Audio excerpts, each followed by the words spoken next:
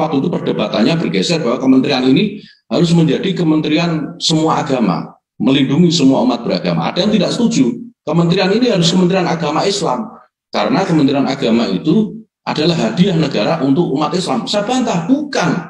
Kementerian agama itu hadiah negara untuk NU, bukan untuk umat Islam secara umum, tapi spesifik untuk NU. Nah, jadi wajar kalau sekarang NU itu memanfaatkan banyak peluang yang ada di Kementerian Agama, hadiahnya untuk NU. Kenapa begitu?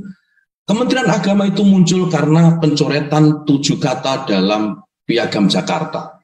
Yang mengusulkan itu menjadi juru damai atas pencoretan itu Bapak Hasbullah, wasis Jamiah Nahdlatul Ulama. Kemudian lahir Kementerian Agama karena itu. Nah, wajar sekarang kalau kita minta dirjen pesantren, kemudian kita banyak mengafirmasi pesantren gitu ya, dan santri juga Jamiah Nahdlatul Ulama. Saya kira wajar-wajar saja.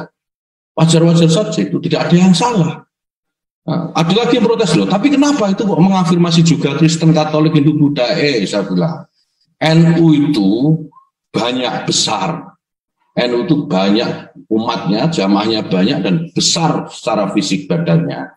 Dan orang yang besar itu selalu cenderung melindungi yang lemah, melindungi yang kecil.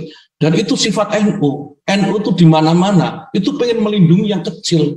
Jadi kalau sekarang Kementerian Agama menjadi kementerian semua agama, itu bukan menghilangkan ke-NU-annya, tapi justru menegaskan ke-NU-annya. NU itu terkenal paling toleran, NU terkenal paling moderat.